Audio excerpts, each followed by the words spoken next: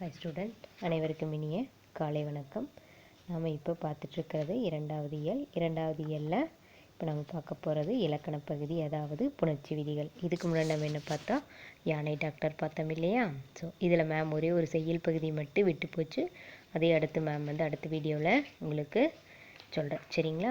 So இதுக்கு முன்னாடி என்ன பார்த்தோம்? யானை டாக்டர் பார்த்தோம் இல்லையா? அதுக்கடுத்து நம்ம இன்றைக்கி பார்க்க போகிறது புணர்ச்சி விதிகளை இந்த ரெண்டாவது இயலில் நாம் பார்க்க போகிறோம், சரிங்களா? இங்கே இயல் 4ன்னு கொடுத்துருக்கு. ஸோ இது பழைய புக்கிலேருந்து எடுத்ததுனால ஸோ நீ அதை பற்றி ஃபீல் பண்ண வேண்டாம். இயல் 2 தான் உனக்கு புணர்ச்சி விதிகள் வருது, சரிங்களா? அதே மாதிரி இதில் ஒரு ஏதிலி குருவிகள் அப்படிங்கிற ஒரு செய்யுள் பகுதியும் இந்த வீடியோவில் இல்லை அடுத்த வீடியோலையும் நான் அதையும் மேம் செய்யுள் பகுதியும் எடுத்துட்றேன், சரிங்களா? இப்போ நம்ம பார்க்க போகிறது என்ன? இயல் 2ல் இருக்கக்கூடிய புணர்ச்சி விதிகள் தான். நீங்கள் 4ன்னு இருக்குது. ஸோ நம்மளுக்கு இரண்டாவது பகுதியில் தான் இந்த புணர்ச்சி விதி இருக்குது, ஓகேங்களா? பார்க்கலாங்களா? புணர்ச்சினை என்ன? சொற்புணர்ச்சியின் போது நிலைமொழி இறுதியிலும் வருமொழி முதலிலும் ஏற்படும் மாற்றங்களை சுருங்கச் சொல்லும் வரையறைகளைத்தான் புணர்ச்சி என்பர். நிலைமொழியும் வருமொழியும் புணர்வது புணர்ச்சி. நம்ம படிச்சிருக்கோம், ஞாபகம் இருக்கா? அதில் நம்ம என்னென்ன வகையான புணர்ச்சிகள்னு பார்க்க போகிறோம்.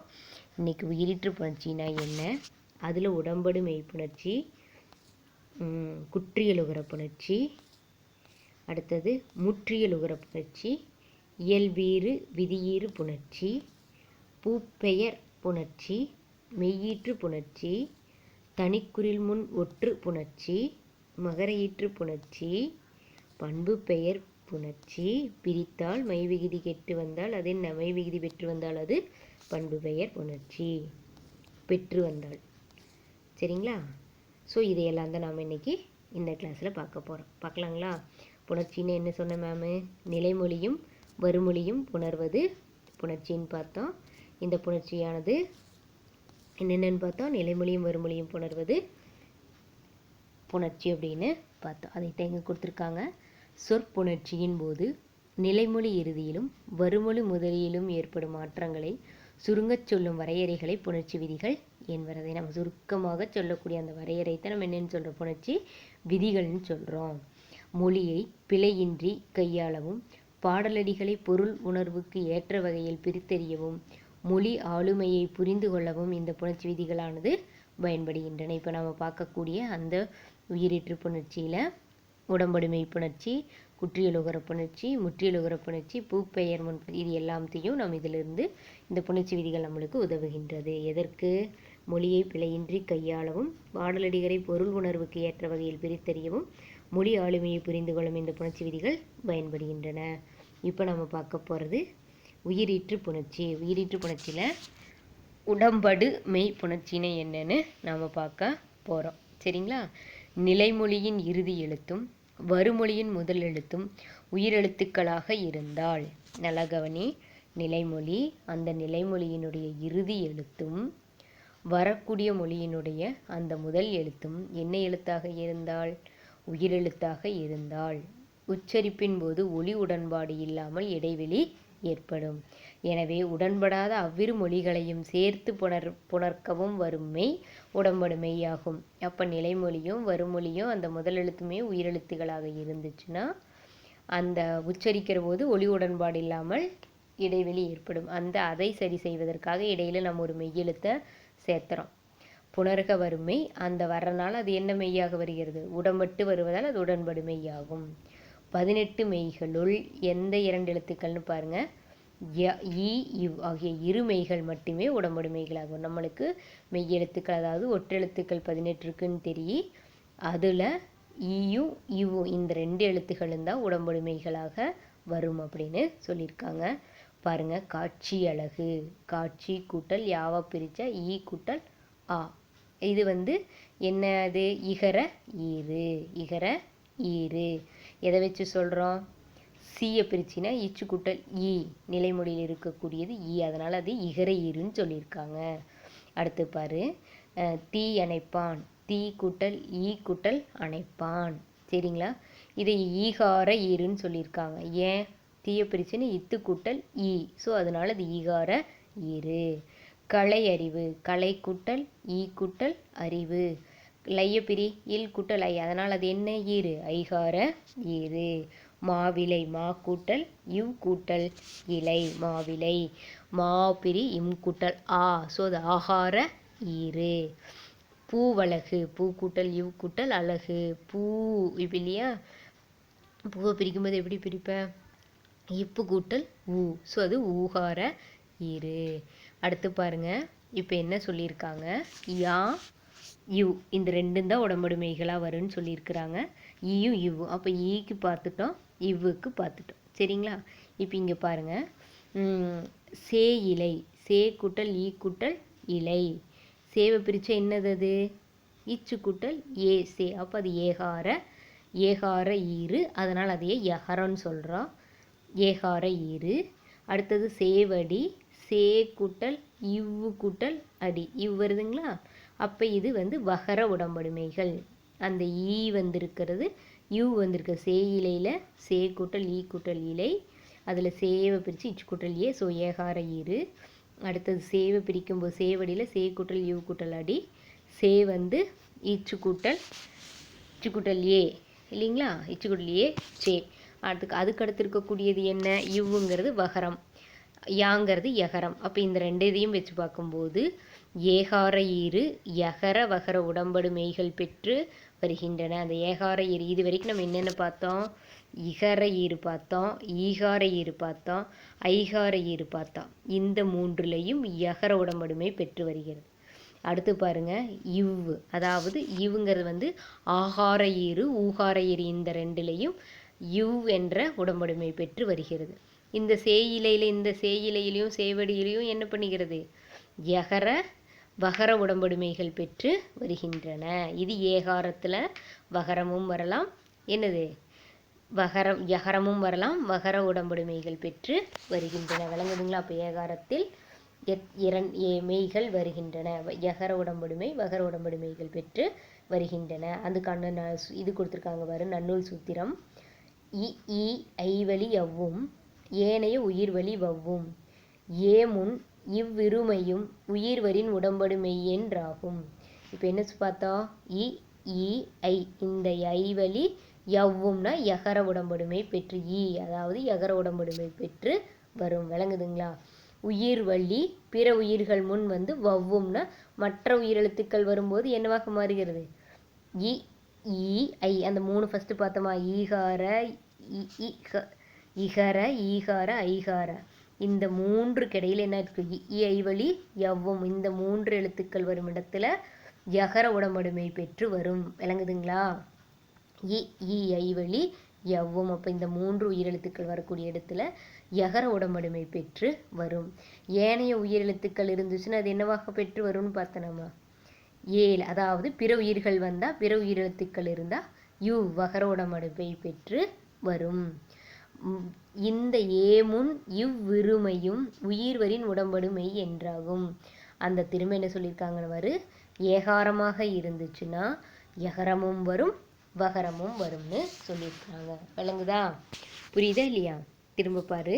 இப்போ நம்ம என்ன பார்த்தோம்? உடன்பட்டு வரக்கூடிய மெய்யத்தான் நம்ம உடம்படு மெய்யின்னு பார்த்தோம். அந்த மெய்யெழுத்துக்கள் 18ல் 2 உயிரெழுத்துக்கள் மட்டுமே, ஒரு 2 மெய்யெழுத்துக்கள் மட்டுமே உடன்பட்டு வரும். எந்த 2 மெய்யெழுத்துக்கள்? இ யு. அதில் இகர ஈகார ஐகார இந்த மூன்றும் எதற்கு என்னவாக வரும்? யகர மெய்களா யகரம் பெற்று வரும். அதுக்காக நம்மளுக்கு கீழே கொடுத்துருக்குறாங்க. இ ஐவழி யவ்வும். ஏனைய உயிரெழுத்துக்கள் எல்லாம் என்னவாக சொல்லிக்கு? ஏனைய உயிராக இருந்தால் வவ்வும். இதிலேயே நம்ம எதையும் பார்த்தா உயிர்வரின் உடம்படு ஏமுன் இவ்வுருமையும் உயிர்வரின் உடம்படுமை என்றாகும். அது வந்து உடம்படுமையாகும். ஏகாரத்தில் மட்டும் யகரமும் வரலாம் வகரமும் வரலாம். விளங்குதுங்களா? திரும்ப ஒன்ஸ் பிடிச்சு பாரு, அப்போதான் புரியும். அடுத்து நம்ம பார்க்க போகிறது குற்றிய லுகர புணர்ச்சி. லுகரம்னா இல்லு கூட்டல் உ. குற்றியலுகரச் சொற்களில் நிலைமொழியின் இறுதியில் உள்ள குற்றியலுகரம் வருமொழியின் முதலில் உள்ள உயிரெழுத்துடன் புணரும்போது தான் ஏறிய மெய்யை நிறுத்தி உகரம் மறையும். பின் நிலைமொழி இறுதியில் உள்ள மெய் வருமொழி முதலெழுத்தாகிய உயிரெழுத்துடன் புணரும். நல்லா கவனிங்க, என்ன சொல்லியிருக்காங்க? குற்றியலுகர சொற்களின் நிலைமொழியின் இறுதியில் உள்ள குற்றியலுகரம் வருமொழியின் முதலில் உள்ள உயிர். இங்கே மாசற்றார்னு கொடுத்துருக்காங்க. இதை நம்ம எப்படி பிரிக்கலாம்? மாசு கூற்றல் அற்றார்னு பிரிக்கலாம். சுவை பிரிக்கும் போது இச்சு கூட்டல் ஊ பெற்று வருது. லூங்கிறது இல்லு கூட்டல் ஊ சேர்ந்ததா லூ, அப்போ ஊ பெற்று வருது. அற்றார்னு இருக்கு இல்லையா? அப்போ அந்த கவனி, நிலைமொழியின் இறுதியில் உள்ள குற்றியலுகரம் நிலைமொழி எது? மாசு. அடுத்தது குற்றியலுகரம் வருமொழியின் முதலில் உள்ள உயிரெழுத்துடன் புணரும் போது நிலைமொழி எது? நிலைமொழி மாசு. வருமொழி எது? அற்றார். அந்த நிலைமொழியில் உள்ள உறுதி எழுத்து குற்றியலுகரம் என்ன? சு. வருமொழியில் உள்ள உயிரெழுத்துடன் உயிரெழுத்து என்ன? ஆ. அதோடு புணரும் போது அது தான் ஏறிய மெய்யெழுத்தை இருத்தி உகரம் மறையும். அந்த ஊவானது கெட்டு போயிடும். சூளை இச்சு கூட்டல் ஊ இருக்கு இல்லையா? அந்த ஊ கெட்டுவிடும். அப்போ என்ன? அதுக்கு என்ன சொல்கிறா? உயிர்வரின் உக்குரலானது மெய்விட்டோடும் என்னும் விதிப்படி ஊ மறைந்தது. விளங்குதுங்களா? அதுக்கடுத்து என்னன்னு பாரு. அப்போ அங்கே ஊ போனோன்னே மாச் கூட்டல் அற்றார்னு இருக்கு. அப்போ இந்த உடலின் மீது இந்த உயிர் வந்து ஒன்றுவது போல இந்த இச்சு ஆவும் சேரனால என்னவாக மாறுகிறது? மாசற்றார் என புணர்ந்தது. அப்போ உயிர்வரின் உக்குரல் மெய்விட்டோடும் நன்னூல் சூத்திரம் 164. இந்த உடல் மேல் உயிர் வந்து ஒன்றுவது இயல்பே என்னும் விதிப்படி இது மாசற்றார் என புணர்ந்தது. விளங்குதுங்களா? இது எதுக்கு? நல்லா கவனி. குற்றியலுகர புணர்ச்சியில் 1 பார்த்துருக்கோம். அடுத்து பாரு, 2வது என்ன கொடுத்துருக்காங்கன்னா உயிர்வரின் உக்கல் மெய்விட்டோடும். இங்கே இட் என்னும் இருமெய்களோடு ஊர்ந்து வரும் நெடில் தொடர் உயிர்த்தொடர் குற்றியலுகரங்கள் வருமொழியோடு சேரும்போது ஒற்று இரட்டித்து புணரும். அந்த ஒற்றானது மெய்யெழுத்தானது இரட்டித்து புணரும். பார்க்கலாங்களா? வீடு கூட்டல் தோட்டம் நம்ம எழுதும்போது வீட்டு கூட்டல் தோட்டம். சரிங்களா? அப்போ இங்கே என்ன ஆகுது? இட்டுங்கிற அந்த மெய்யெழுத்து என்ன வந்து இரட்டித்திருக்கிறது. வீடு கூட்டல் தோட்டம் வீட்டு தோட்டம் இரட்டித்திருக்குதா நெடித்தொடரில்? வீடு கூட்டல் தோட்டம் வீட்டு தோட்டம். காடு கூட்டல் மரம் காட்டு மரம். முரடு கூட்டல் காளை முரட்டு காளை. முரட்டு கூட்டல் காளை முரட்டு காளை. பகடு கூட்டல் வாழ்க்கை பகட்டு வாழ்க்கை. சோறு கூட்டல் பானை சோற்று கூட்டல் பானை சோற்று பானை. ஆறு கூட்டல் நீர் ஆற்று நீர். வயிறு கூட்டல் பசி வயிற்று கூட்டல் பசி வயிற்று பசி. கயிறு கூட்டல் வண்டி கயிற்று வண்டி. நெடிலோடு உயிர்த்தொடர் குற்றியலுகரங்களுள் டாரா ஒற்று இரட்டும் வேற்றுமை மிகவே. இது நன்னூல் சூத்திரம் 183. இப்போ என்னாச்சு? இற்று என்னும் அந்த இரு மெய்களோடு ஊர்ந்து வரும் நெடித்தொடராக இருந்தாலும் சரி உயிர்த்தொடர் குற்றியலுகரங்களோடு என்ன ஆகுது? வருமொழியோடு சேரும்போது நிலைமொழி வீடு, வருமொழி எது? தோட்டம். சேரும்போது என்னவாக மாறுகிறது? ஒற்றானது இரட்டும். அப்போ அங்கே இருக்கக்கூடிய ஒற்று இரட்டுகிறது. 2 தான் இருக்குது. இட்டு குட்டல் ஊட்டு. திரும்ப இங்கே ஒட்டு இரட்டுங்கிற போது இன்னொரு இட்டு வீட்டு குட்டல் தோட்டம் என உணர்கிறது. விளங்குதுங்களா? இது வந்து நிரலோடு உயிர்த்தொடர் குற்றியலுகரங்களுள் டாரா ஒற்று இரட்டும் வேற்றுமை மிகவே. இது ஒரு நன்னூல் சூத்திரம். சரிங்களா? இதெல்லாம் உனக்கு திரும்ப புணர்ச்சி விதிகள் ஒரு வேர்டை கொடுத்து பிரிக்க சொல்லுவாங்க, அப்போ பொருந்தும். அடுத்தது நம்ம பார்க்க போகிறது முற்றியலுகர புணர்ச்சி. முற்றியலுகரம் அதாவது நிலைமொழியின் இறுதியில் உள்ள முற்றியலுகரமும் குற்றியலுகரத்தைப் போலவே தான் ஏறிய மெய்யை இருத்தி அந்த உகரமானது மறையும். மேலே பார்த்தோம் இல்லையா? நிலைமொழியில் இருக்க ஊவோ பிரிச்சின்னு இவு கூட்டல் ஊ. அப்போ அந்த குற்றியலுகரத்தைப் போலவே அந்த முற்றியலுகரத்தில் ஊவானது மறையும். அப்போ அங்கே என்ன இருக்குது? வரவ் கூட்டல் அறிந்தான் இருக்கு இல்லைங்களா? அதே போலவே இது உகரம் மறையும். பின் நிலைமொழியின் இறுதியில் உள்ள மெய் வருமொழி முதலெழுத்தாகிய உயிரெழுத்துடன் புணரும். வரவறிந்தான் வரவு கூட்டல் அறிந்தான் பிரிக்கலாம். ஊவோ பிரிக்கும் போது இவ்வு கூட்டல் ஊதா ஊ. அப்போ முற்றும் மற்றும் ஒரே வழி என்னும் விதிப்படி அந்த ஊவானது முற்றும் அற்றும் ஒரு இந்த இடத்துல முற்றியலுகரமாக இருக்கிறதுனால நான் முற்றும் மற்றும்னு தான் எழுதணும். இது விதி. இதையும் மனப்பாடம் பண்ணிக்கணும். சரிங்களா? எப்படி மேக்ஸில் ஃபார்முலா மனப்பாடம் பண்ணுறீங்களோ அதே போல் இதுவும் நன்னூல் சூத்திரம். ஸோ அதனால் நீங்கள் அதையே மனப்பாடம் பண்ணணும். முற்றும் மற்றும் ஒரு வழி என்னும் விதிப்படி ஊவானது மறைந்தது. அப்போ இங்கே பாருங்கள், வரவ் ஊல இவ்வு ஊ போயிடுது. அப்போ வரவு கூட்டல் அறிந்தான் இருக்குது. உடல் மேல் உயிர் வந்து அந்த இவ்வு ஆவு சேர்ந்து என்னவாக மாறுகிறது? உடல் மேல் உயிர் வந்து ஒன்றுவது இயல்பே என்னும் விதிப்படி வார இவு கூட்டலா வா வரவறிந்தான் என புணர்ந்தது. அப்போ இது என்ன சூத்திரம்? முற்றும் மற்றும் ஓர்வ வழி என்பது நன்னூல் சூத்திரம் 164. அடுத்தது இயல்பீறுனா என்ன, விதியீறு அப்படிங்கிற புணர்ச்சி நாம் பார்க்க போகிறோம். இயல்பீராகவோ விதியீராகவோ வரும் நிலைமொழியின் இறுதியில் நிற்கும் உயிரெழுத்துடன் காசா தாப்பா என்னும் வல்லின மெய்களை முதலில் கொண்ட வருமொழி சொல் சேரும்போது அவற்றிற்கிடையே அந்த வல்லொற்றானது மிகுந்து உணரும். வல்லின ஒற்று மிகுந்து புணரும். இயல்பீறு என்பது இயல்பாக நிற்கும் சொல்லின் வடிவம்.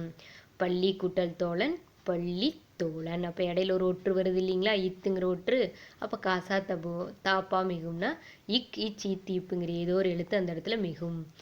விதியீறு என்பது புணர்ந்த பின் நிற்கும் சொல்லின் வடிவம்.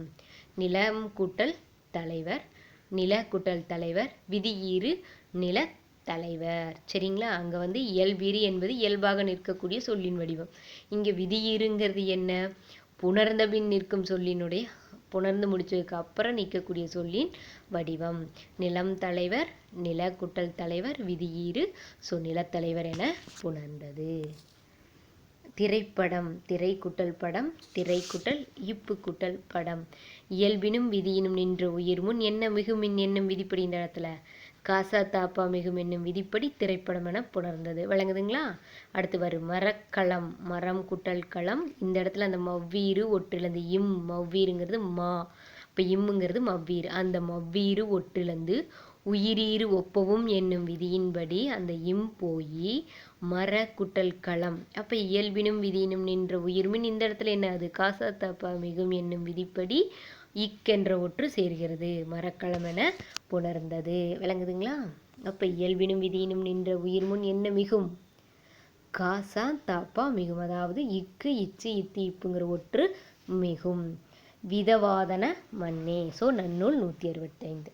அடுத்து நம்ம பார்க்க வருது பூப்பெயர் புணர்ச்சி. இது வரைக்கும் அந்த பூவோடு ஒற்று சேர்ந்து வரும். அழகா இருக்கு, கவனிக்கலாமா? பூப்பெயர் முன் இனமென்மையும் தோன்றும். இது நன்னூல் சூத்திரம் 200.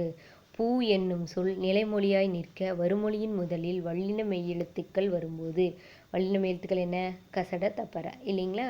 ஸோ அந்த வல்லின மெய்யெழுத்துக்கள் வரும்போது மெல்லினமை மிகுந்து புணர்வது மட்டுமின்றி, அதற்கு இனமான மெல்லினமை புணர்வது மட்டுமன்றி அவற்றுக்கு இனமான மெல்லினமை மிகுதலும் உண்டு. சரிங்களா? எனினும் மெல்லினமை மிகுதலே பெருவழக்காக உள்ளது. அப்போ அதுக்கு மெல்லினமையானது மிகுதலே பெருவழக்கமாக உள்ளது, அது அதிகமாக உள்ளது. அப்போ பூ பெயர் முன் அதற்கு இனமான அந்த மெல்லினமை மிகுந்து புணரும் என்பது இதனுடைய பொருள். சரிங்களா? அப்போ பூக்கூட்டல் கொடி, இப்போ எந்த ஒற்று சேர்த்துறோம், பூக்கொடி. பூக்கூட்டல் தொட்டி பூத்தொட்டி. இங்கே பூங்கொடி பூந்தொட்டின்னு இருக்கு இல்லைங்களா? பூங்கொடி பூக்கொடி பூங்கொடி. இதில் பூக்கூட்டல் தொட்டி பூத்தொட்டி பூந்தொட்டி. மெல்லினமைங்கிற பூக்கொடி பூக்கொடி மெல்லினமை ஞன நம்மன. விளங்குதா இல்லையா? இந்த இடத்துல கசடதபர வல்லினம். அந்த பூ என்னும் சொல் நிலைமொழியாய் நிற்க வருமொழியின் முதலில் வல்லின மெய்யெழுத்துக்கள் வரும்போது, அந்த வல்லின மெய்யெழுத்துக்கள் வரும்போது வருமொழியில் கொடி இக்கூட்டல் ஓ கோ, அது வல்லினம் இல்லையா? அப்போ வல்லின மெய்யெழுத்துக்கள் வரும்போது வல்லினமை மிகுந்து புணர்வது மட்டுமின்றி, அது இக்கு சேருவதோடு மட்டும் இல்லாமல் அவற்றுக்கு இனமான எதுவும் வரும், மெல்லினமை மிகுதலும் உண்டு. மெல்லினம் என்ன நம்மன. அப்போ மெல்லினமையும் வருவதற்கு வாய்ப்புண்டு. எனினும் மெல்லினமை மிகுதலே அதிகமாக இருக்குன்னு அவங்க சொல்லியிருக்காங்க. சரிங்களா? ஸோ இப்போ கவனி, பூக்கூட்டல் கொடி பூக்கொடி, இது பூங்கூட்டல் கொடி பூங்கொடி. மெல்லினத்திற்கு மெல்லினமை மிகுந்து புணர்கிறது. பூக்கூட்டல் தொட்டி பூத்தொட்டி பூந்தொட்டி.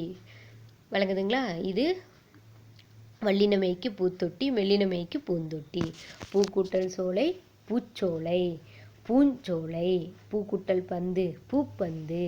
பூக்கூட்டல் பந்து பூம்பந்து. ஸோ இது பூப்பெயர் முன் இனமென்மையானது கட்டாயம் தோன்றும் என்பதற்கு உதாரணம் கொடுத்துருக்காங்க. ஒரு முறைக்கு இருமுறை படித்து பாருங்கள். அடுத்து மெய்யீற்று புணர்ச்சின்னு என்னன்னு பார்க்குறோம். நிலைமொழி ஈற்றின் இறுதி எழுத்தும் நிலைமொழி ஈற்றின் இறுதி எழுத்து மெய்யெழுத்தாக நிற்க. நிலைமொழி எது? வாய்ங்கிறது நிலைமொழி. வாயொலியில் வாய்க்கூட்டல் ஒலி. வாய்ங்கிறது நிலைமொழி. அந்த நிலைமொழியோட இறுதி எழுத்து எப்படி இருக்கிறது? மெய்யெழுத்தாக நிற்கும்போது வருமொழியின் முதலாக வரும் உயிரெழுத்துடன். வருமொழி எது? ஒலி. அதில் முதல் எழுத்து என்ன?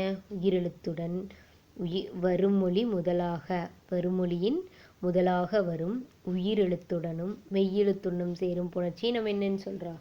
மெய்யீற்று புணர்ச்சின்னு சொல்கிறோம். அப்போ வாயொலி, வாய்க்கூட்டல் ஒலி, இந்த உடல் ஈ கூட்டல் ஓ, உடல் மேல் உயிர் வந்து ஒன்றுவது இயல்பே என்னும் விதிப்படி எப்படி புணர்க்கிறது? வாயொலி என புணர்ந்தது. அப்போ உடல் மேல் உயிர் வந்து ஒன்றுவது இயல்பே. நன்னூல் சூத்திரம் 204. மண் கூட்டல் மகள், மண்மகள் என்பதில் நிலைமொழி இறுதியும் வருமொழி முதலும் மெய்யெழுத்தாக நிற்க இயல்பாக புணர்ந்தது. புரிஞ்சுங்களா? அது இயல்பாக புணர்கிறது. தனிக்குறில் முன் ஒற்று, தனிக்குறில் முன்னாடி ஒற்று, இது ஒரு புணர்ச்சி. நிலைமொழி தனிக்குறில் சார்ந்த மெய்யெழுத்தாக நின்று வருமொழி முதல் உயிரெழுத்தாக இருப்பின் நிலைமொழி ஒற்று இரட்டும். நிலைமொழி தனிக்குறில் சார்ந்த மெய்யெழுத்தாக நின்று, தனிக்குறிலை சார்ந்த மெய்யெழுத்தாகத்தான் இருக்கு இல்லைங்களா? வருமொழியின் முதல் உயிரெழுத்தாக இருப்பின், வருமொழி முதல் வந்து அதர், வருமொழி முதல் எழுத்து உயிரெழுத்தாக இருப்பின் நிலைமொழி ஒற்று இரட்டிக்கும். நிலைமொழி இல்லுங்கிற ஒற்று வந்து என்ன? அது இரட்டிக்கும். அப்போ இங்கே இல்லு குட்டலா லானாகும். கள்ளதர் தனிக்குறில் முன் ஒற்று உயிர்வரின் இரட்டும். கல் இல் வருதா, இன்னொரு ஒட்டு ஆ வருதா, இல் உடல் மேல் உயிர் வந்து ஒன்றுவது இயல்பு என்னும் விதிப்படி கள்ளதர் என புணர்ந்தது. தனிக்குறில் முன் ஒற்று உயிர்வரின் இரட்டும். தனிக்குறில் முன்னாடி ஒட்டு இருந்துச்சுன்னா அது என்னாகு? இரட்டும் என்னும் விதிப்படி, ஒற்று உயிர்வரின் இரட்டும் என்னும் விதிப்படி கள்ளதர் என புணர்ந்தது. இது நன்னூல் சூத்திரம் 205. அடுத்து நாம் பார்க்கக்கூடியது மகர ஈற்று புணர்ச்சி. நிலைமொழி சொல்லின் இறுதி எழுத்தாக மகரமை வரும் ஒரு நிலைமொழினா நம்மளுக்கு இப்போ இங்கே வரும் பாடம் அப்படிங்கிறது இம்முங்கிறது வந்து நிலைமொழி. அந்த பாடம்ங்கிறது நிலைமொழி. அந்த நிலைமொழி சொல்லின் இறுதி எழுத்து என்ன? இம்மு. அப்போ அது மகரமை வரும்போது அச்சொல் 3 நிலைகளில் புணரும். எப்படியெல்லாம் புணருதுன்னு பாருங்க. நிலைமொழி சொல்லின் இறுதி எழுத்தாக மகரம் வரும். இம்மானது வரும் பொழுது அந்த மகரமானது அச்சொல் 3 நிலைகளில் புணரும். எப்படி? மகரமை கெட்டு புணரும். மகரமை கெட்டு இன மெல்லெழுத்துக்கள் தோன்றி புணரும். அதற்கு இனமான மெல்லெழுத்துக்கள் தோன்றி புணரும். மகரமை கெட்டு வல்லினம் மிகுந்து புணரும். இந்த 3 ரூல்ஸ், இந்த 3 நிலைகளில் அது புணரும். பாடம் கூட்டல் வேலை, பாட வேலை. இப்போ இந்த இடத்துல மகர மெய் என்ன ஆகுது? கெட்டு இம்மானது கெட்டு புணர்ந்தது. அடுத்து பாருங்க, காலம் கூட்டல் கடந்தவன். அது எப்படி பிரிக்கலாம்? கால கூட்டல் கடந்தவன். அப்போ இங்கே என்ன ஆகுது? இங்கென்ற ஒரு இன மெல்லெழுத்து தோன்றி புணர்கிறது. அடுத்து மகரமை கெட்டு இன மெல்லெழுத்து தோன்றி இம் கெட்டு அங்கே இங்கென்ற இன மெல்லெழுத்து தோன்றி புணர்கிறது. விளங்குதுங்களா? அடுத்து பழம் கூட்டல் தோல், பழத்தோல். இந்த இடத்துல மகரமை கெட்டு இம் போய் அங்கே என்ன வருது? ஒரு இத் என்ற வல்லினமிக்கு புணர்கிறது. விளங்குதுங்களா? ஸோ அதனால தான் வீரோற்றிலிருந்து உயிரீறு ஒப்பவும் வன்மைக்கு இனமான திரிபவும் ஆகும். இந்த நன்னூல் சூத்திரம் ஒவ்வொன்றையும் நீங்கள் மனப்பாடம் பண்ணணும். ஸோ நன்னூல் 219. பண்பு பெயர் புணர்ச்சி. நான் சின்ன கிளாஸில் மேம் சொல்லியிருக்கேன். 10th எப்படி சொல்லியிருக்கேன்? பிரித்தால் அது மை விகுதி வெற்று வந்தால் அது பண்பு பெயர் புணர்ச்சி. சரிங்களா? இங்கே என்னென்னு கொடுத்துருக்காங்க பார்க்கலாம். பண்பு பெயர் சொல் நிலைமொழி சொல்லாக நின்று வருமொழி சொல்லுடன் புணரும் போது பின்வரும் மாற்றங்களை அடையும். எப்படின்னு பார்க்கலாமா? நிலைமொழியின் இறுதியில் உள்ள மை கெட்டு புணரும். பெருவழி நம்ம எப்படி பிரிப்போம்? பெருமை கூட்டல் வழின்னு பிரிப்போம். அப்போ அந்த ஈறுபோதல் விதிப்படி என்ன கெட்டு? மை கெட்டு அது என்னவாக புணரும்? பெரு கூட்டல் வழி என புணர்ந்தது. விளங்குதா? அடுத்து பாருங்க, மை விகுதி கெட்டு நிலைமொழி சொல்லின் இறுதியில் உள்ள உகரமானது என்னவாக மாறும்? இந்த இடத்துல இகரமாக தெரியும்னு சொல்லியிருக்காங்க. இப்போ பெரியன் இருக்கு, அதை எப்படி பிரிப்பீங்க? பெருமை கூட்டல் அன். அப்போ ஈறுபோதல் விதிப்படி என்ன போயிரு? மை போயிரும். என்ன இருக்கு? பெரு கூட்டல் அன்ங்கிற வேர்டு இருக்கு. இப்போ இடையுகரம் என்னவாக மாறும்? அந்த உகரம் இகரமாக மாறும். ஈயாதல். இடையுகரம் ஈயாதல். பெரி கூட்டல் ரூ, இரு கூட்டல் ஊருக்கு இல்லைங்களா? அந்த உகரம் என்னவாக மாறுகிறது? ஈகரமாக மாறுகிறது. அப்போ இரு கூட்டல் ஊரு, அப்போ இரு கூட்டல் ஈங்கிறவோடு என்னவாக மாறு? ரீ ஆகு. அப்போ பெரி கூட்டல் அன். அப்போ உடம்படுமை ஈ இடையில் தோன்றும். அப்போ பெரி கூட்டல் இடையகரம் ஈயாதல். அப்போ அங்கே ஈங்கிற அந்த உடம்படுமை தோன்றுது இடையில. பெரிய கூட்டல் ஈ கூட்டல் அன். அப்போ இந்த ஈ கூட்டல் ஆ உடல் மேல் உயிர் வந்து ஒன்றுவது இயல்பே விதிப்படி என்னவாக மாறுகிறது? பெரியன் என புணர்ந்தது. அடுத்து பாருங்க, மை விகுதி கெட்டு நிலைமொழி சொல்லின் முதலில் உள்ள குறில் எழுத்து நெடிலெழுத்தாக மாறும். மை விகுதி கெட்டு நிலைமொழி சொல்லின் முதலில் உள்ள குறில் மூ ஆனது என்னவாக மாறுகிறது? குறில் நெடிலாக மாறுகிறது. மூதூருங்கிறது எப்படி பிரிப்போம்? முதுமை கூட்டல் ஊர். அப்போ ஈறுபோதல் விதிப்படி என்ன போயிடும்? மை விகுதி போயிடும். முது கூட்டல் ஊர்னு இருக்கும். அப்போ ஆதி நீடல் விதிப்படி அது என்னவாகும்? அப்போ ஆதினா முதல்ல இருக்கக்கூடிய எழுத்து நீண்டு குறில் வந்து நெடில் எழுத்தாக மாறும். அப்போ மூணாகும். முது கூட்டல் ஊர். அப்போ உயிர் வரின் உக்குரல் மெய் விட்டோடும். இத்து கூட்டல் ஊ இருக்கு இல்லையா? தூ. அப்போ அந்த ஊ போயிரு. ஊ போனால் இத்து இருக்கு. அப்போ மூக்கூட்டல் ஊர் உடல் மேல் உயிர் வந்து ஒன்றுவது இயல்பு என்னும் விதிப்படி டேஸ் என புணர்ந்தது? மூதூர் என புணர்ந்தது. இப்படி ஒரு வேர்டை கொடுத்து நீங்கள் புணர்ச்சி விதி பிரிக்க சொல்லுவாங்க. சரிங்களா? மை விகுதி கெட்டு நிலைமொழி சொல்லின் முதலில் உள்ள அகரம் ஐகாரமாக மாறும். பைந்தமிழ். அதை எப்படி பிரிக்கலாம்? பசுமை கூட்டல் தமிழ். அப்போ ஈறுபோதல் விதிப்படி என்ன கெட்டுரும்? மை விகுதி கெட்டு. அங்கே என்ன இருக்கும்? பசு கூட்டல் தமிழ் இருக்கும். அப்போ அந்த சூல எது சொல்ல? அடியகரம் ஐயாதல். அப்போ சூல பா முதல்ல இருக்கக்கூடிய அந்த அடி அகரத்தை நம்ம இப்பு கூட்டலாதான் பான்னு சொல்ல. அப்போ அந்த அகரத்தை என்னவா மாற்றணும்? ஐயா மாற்றணும். அப்போ இப்பு கூட்டல் ஐ என்னவா மாறு? பை என மாறும். அதைத்தான் அடியகரம் ஐயாதல். அப்போ அங்கே பைசு கூட்டல் தமிழ்நாகு. அப்போ இணையவும் சூ வந்து கெட்டது. சூ வந்து இந்த இடத்துல இணையும் பண்பிற்கு இயல்பு என்னும் விதிப்படி சூ வந்து கெட்டது. அப்போ பை கூட்டல் தமிழ் பைந்தமிழ் இனமிகள் என்னும் விதிப்படி இந்துங்கிற ஒரு இணை எழுத்து தோன்றுது. அப்போ இது பைந்தமிழ் என புணர்ந்தது. நாம் படித்த விதிகளெல்லாம் இங்கே பயன்படுத்துகிற மாதிரி இருக்கு. மை விகுதி கெட்டு நிலைமொழி சொல் ஒற்று இரட்டிக்கும். நெட்டிலை நெடுமை கூட்டல் இலை. ஈறுபோதல் விதிப்படி எது கெட்டுரும்? மை கெட்டுரும். நெடு கூட்டல் இலை இருக்கும். தனக்கு இனமான ஒற்று இரட்டுன்னு பார்த்தோம். அப்போ டூனா இட்டு ஒட்டு தான் இனமான ஒட்டு. இட்டு நெட்டு கூட்டல் இலை. அப்போ உயிர் வரின் உக்குரல் என்னாகும்? அந்த டூவை பிரிச்சுன்னு இட்டு கூட்டல் ஊ. அப்போ 2 இட்டு வந்துருச்சு அந்த இடத்துல. உயிர் வந்து உக்குரல் மைய விட்டு ஓடிடும். அப்போ இட்டு கூட்டல் இலை.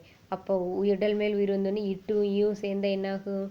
இட்டு கூட்டல் இ டி.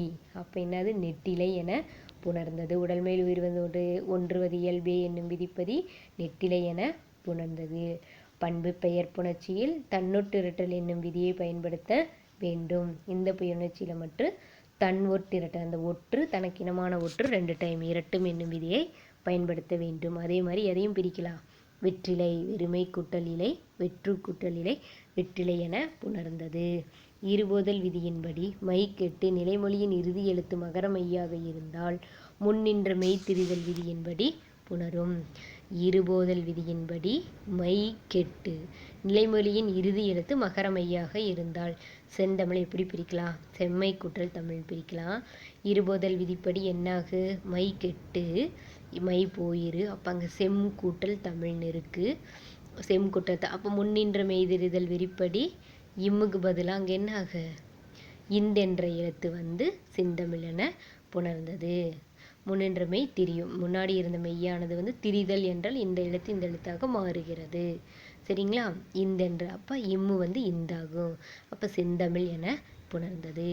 ஈறுபோதல் விதியின்படி மை விகுதி கெட்டு நிலைமொழியின் இறுதி எழுத்து உயிரெழுத்தாய் இருந்து நிலைமொழியோட இறுதி எழுத்து உயிரெழுத்தாக இருந்து ரூங்கிறது இரு கூட்டல் ஊரு இருந்து வருமொழி வல்லின மெய்யாக இருப்பின் இனமிகள் விதிப்படி புணரும். அங்கே ஒரு இணை எழுத்து வரும். கருங்கடல் கருங்கடல் கருமை கூட்டல் கடல். ஈறுபோதல் விதிப்படி மை விகுதி போயிரு கரு கூட்டல் கடல் இருக்குது.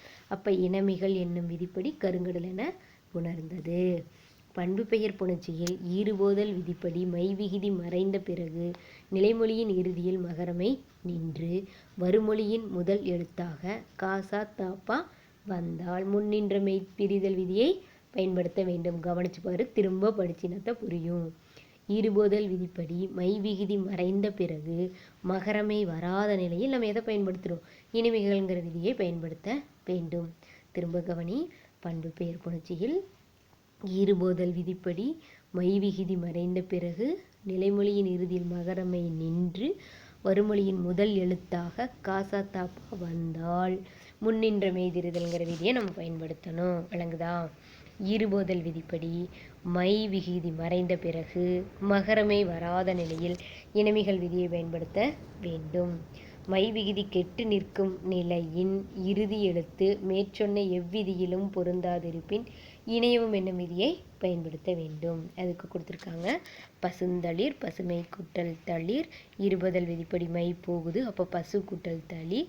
அடியகரம் ஐயாதல் விதிப்படி அடினா சு பைசு கூட்டல் தளிர்.